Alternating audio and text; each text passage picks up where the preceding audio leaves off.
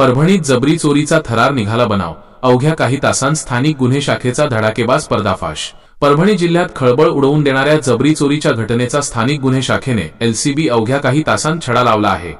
लूट झाल्याची तक्रार करणारा तक्रारदार आणि त्याचे साथीदारच या गुन्ह्याचे सूत्रधार असल्याचे निष्पन्न झाले असून पोलिसांनी 4 लाखांचा मुद्देमाल जप्त केला आहे।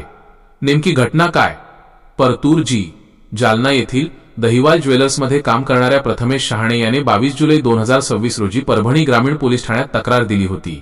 दुकानातील 7 लाख रुपयांची रोकड बँकेत भरण्यासाठी घेऊन जात असताना परभणी सेलू मार्गावरील जळगाव परिसरात 4 अज्ञात इस्मानी चाकूचा धाक दाखवून ही रक्कम लुटल्याचा दावा त्याने केला होता। या तक्रारीमुळे परिसरात खळबळ उडाली होती। पोलीस तपासाचा टर्निंग पॉइंट घटनेचे गांभीर्य लक्षात घेता पोलीस अधीक्षक पंकज कुमावत आणि अप्पर पोलीस अधीक्षक तानाजी चिखले यांच्या मार्गदर्शनाखाली स्थानिक गुन्हे शाखेच्या विशेष पथकाने तपासाची चक्रे फिरवली।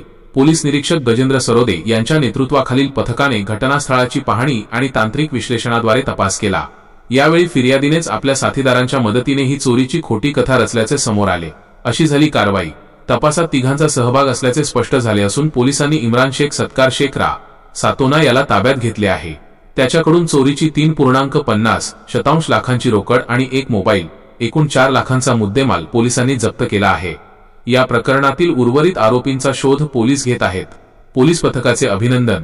अल्पावधीत तांत्रिक आणि गोपनीय माहितीच्या आधारे दिशाभूल करणारा बनाव उघड केल्याबद्दल पोलीस अधीक्षक पंकज कुमावत, अप्पर पोलीस अधीक्षक तानाजी चिखले, स्थानिक गुन्हे शाखेचे पोलीस निरीक्षक गजेंद्र सरोदे, पोलीस उपनिरीक्षक चंदन परिहार, गणेश सवंडकर आणि त्यांच्या संपूर्ण पथकाचे कौतुक होत आहे।